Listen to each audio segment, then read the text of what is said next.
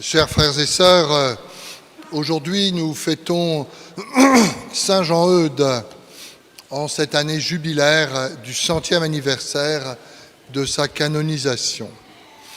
Laissons-nous guider par la lettre du pape Léon XIV, envoyée en mai dernier aux évêques de France. Quel trait spirituel commun le pape retient-il de ces trois grands saints, Thérèse, Jean-Marie Vianney, Jean-Eudes? Ils ont aimé sans réserve Jésus, de manière simple, forte et authentique. Ils ont fait l'expérience de sa bonté et de sa tendresse dans une particulière proximité quotidienne. Et ils ont témoigné dans un admirable élan missionnaire. Aimer sans réserve Jésus, l'expérience de la proximité quotidienne de Dieu et l'élan missionnaire. Voilà les trois grands traits caractéristiques que notre pape Léon XIV retient de ces trois grandes figures canonisées en 1925. Alors comment ces traits caractéristiques rejoignent-elles Saint Jean-Eudes? Ils ont aimé sans réserve Jésus de manière simple, forte et authentique. Cet amour sans réserve pour le Christ se traduit dans la vie et les écrits de Jean-Eudes de bien des manières. Et vous le devinez, parmi elles, une des plus belles expressions est sa dévotion pour le cœur de Jésus. Lui qui fut le premier à célébrer le culte liturgique du cœur de Jésus à Caen en 1672, comme le souligne le pape Léon. Jean-Eudes affirme que le cœur de Jésus, fournaise d'amour, nous est donné pour que nous apprenions à aimer comme Jésus lui-même aime. Le cœur de Jésus nous est donné. Écoutez ce qu'écrit Saint Jean-Eudes. Jésus nous donne son très aimable cœur, qui est le principe et l'origine de tous ses autres dons. Car c'est son cœur divin qu'il a fait sortir du sein adorable de son Père et qu'il a fait venir sur la terre pour nous faire toutes ses grâces. Et c'est son cœur humainement divin et divinement humain qui nous les a méritées et acquises par toutes les douleurs et angoisses qu'il a portées pendant qu'il était en ce monde. Ici, les propos de Saint Jean-Eudes peuvent résonner avec ceux de Saint Jean que nous avons entendus dans la deuxième lecture. Bien-aimés, aimons-nous les uns les autres, puisque l'amour vient de Dieu. L'amour vient de Dieu. Vous voyez, cette expression, l'amour vient de Dieu, peut rester une expression très belle, mais très vague, un peu floue, peu précise. L'amour vient de Dieu. Bon, une fois qu'on a dit ça,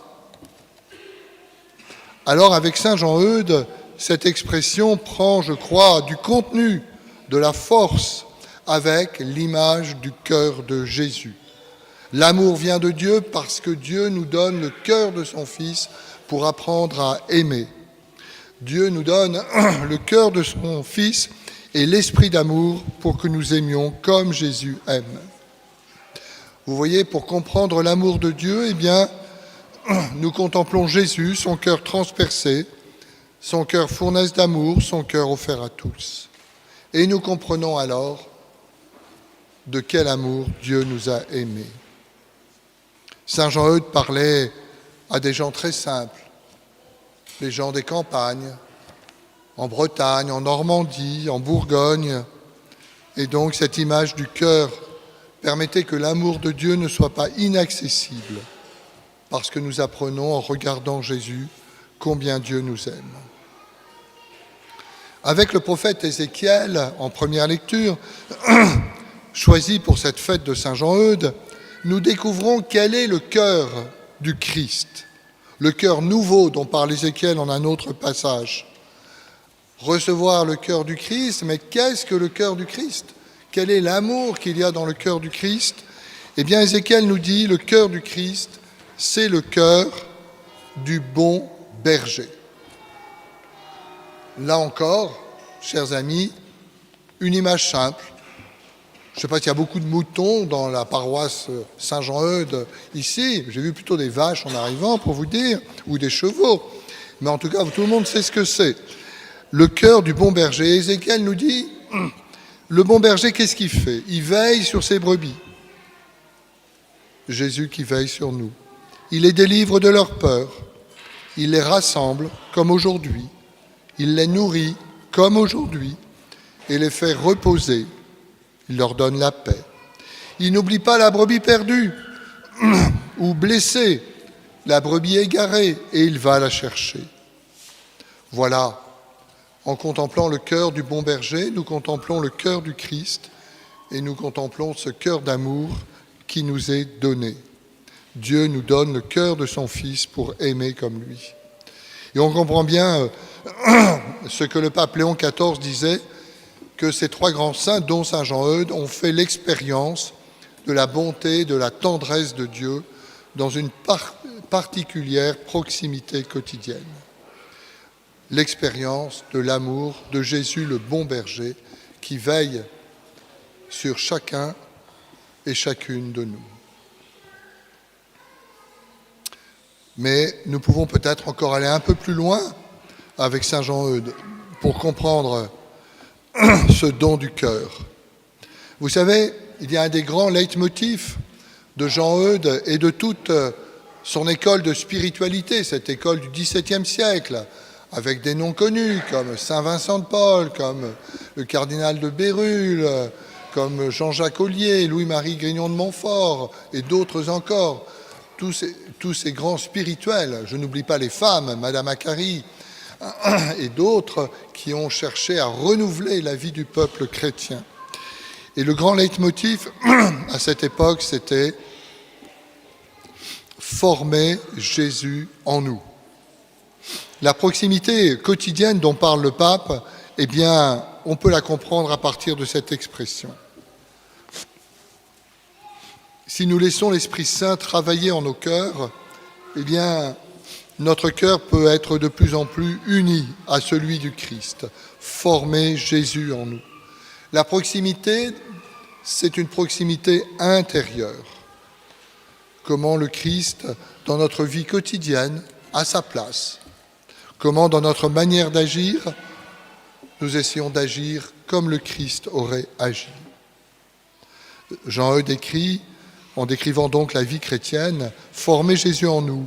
Ce doit être notre désir, notre soin et notre occupation principale que de former Jésus en nous, c'est-à-dire le faire vivre et régner en nous.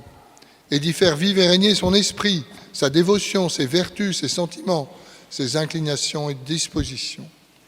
C'est à cette fin que doivent tendre tous nos exercices de piété. C'est l'œuvre que Dieu nous met entre les mains afin que nous y travaillions continuellement. Vous voyez, avec Saint Jean-Eudes, la vie chrétienne, pas besoin de faire de trop grands discours, c'est en accueillant l'Esprit Saint, former Jésus dans nos vies, avec le Père qui nous fait le don de son Fils et de son cœur. J'ajouterai que c'est la dimension mariale de la vie chrétienne. Marie, saint Augustin disait que Marie, son plus grand mérite, n'était pas d'abord d'avoir formé Jésus en son sein, mais de l'avoir formé en son cœur. La vie chrétienne, c'est cette dimension mariale de former Jésus en nous. Enfin, le pape Léon souligne pour Thérèse, pour Jean-Marie Vianney, pour Jean-Eudes, ils ont témoigné de Jésus dans un admirable élan missionnaire. Thérèse, patronne des missions, Jean-Marie Vianney qui attirait les foules à son confessionnal, et Saint Jean-Eudes qui prêcha de très nombreuses missions, plus d'une centaine, des missions qui duraient 3-4 mois. Quel était son projet missionnaire? Quel était le projet missionnaire de Saint Jean-Eudes? Eh bien, que tous redécouvrent la belle et joyeuse dignité du baptême, redécouvrir son baptême. Jean-Eudes veut permettre à tous, et particulièrement aux plus simples, aux plus petits des campagnes déchristianisées, d'entrer dans la vie chrétienne, dans la vie de Dieu qui fait de nous des enfants du Père, des frères et sœurs dans le Christ, des temples de l'Esprit. Permettre à tous ces hommes et ces femmes qui venaient l'écouter, qui étaient ceux qui étaient les plus éloignés dans la société, pauvres, souvent incultes, leur dire « Mais attendez, vous avez une grande richesse, vous avez une grande dignité, vous êtes baptisés. » La vie spirituelle d'un chrétien, vous voyez, n'est pas réservée à quelques grands mystiques au sein de première classe, comme dirait le pape François. Nous tous, nous pouvons essayer de devenir au minimum des saints de deuxième classe, dirait le pape François. De fait, la vie spirituelle d'un chrétien, commence simplement à son baptême et se poursuit peu à peu dans cette vie de Dieu. Saint Jean-Eudes écrit « Les trois personnes divines sont présentes au saint baptême d'une manière particulière. Le Père y est engendrant son Fils en nous et nous engendrant en son Fils, c'est-à-dire donnant un nouvel être et une nouvelle vie à son Fils, deux dans nous et nous donnant un nouvel être et une nouvelle vie en son Fils. » C'est fort ça. Le Père à notre baptême engendre son Fils en nous pour lui donner et nous donner une nouvelle vie. Le Saint-Esprit y est, formant Jésus dans le sein de nos âmes, comme il l'a formé dans le sein de la Vierge. Voilà des paroles, voyez, chers amis, que nous pourrions partager avec les nombreux catéchumènes qui aujourd'hui frappent aux portes de notre Église. Baptisé au nom du Père et du Fils et du Saint-Esprit, tout baptisé est appelé à ne faire qu'un seul cœur avec Jésus pour chercher en tout la volonté du Père avec la force de l'Esprit. Alors je conclus en laissant la parole au pape Léon XIV. Célébrer le centenaire de canonisation de ces trois grands saints, c'est d'abord une invitation à rendre grâce au Seigneur pour les merveilles qu'il a accomplies en cette terre de France. Et ici, on peut dire en cette terre de la paroisse Saint-Jean-Eudes de Normandie, du diocèse de Sées. Rendre grâce pour les merveilles qu'il a accomplies durant de longs siècles d'évangélisation et de vie chrétienne. Eh bien, chers amis, chers frères et sœurs, que notre célébration soit vraiment une célébration d'action de grâce pour remercier le Seigneur de mettre tout au long de la vie de l'Église ces saints et ces saintes qui nous guident pour aller à la suite du Christ. Amen.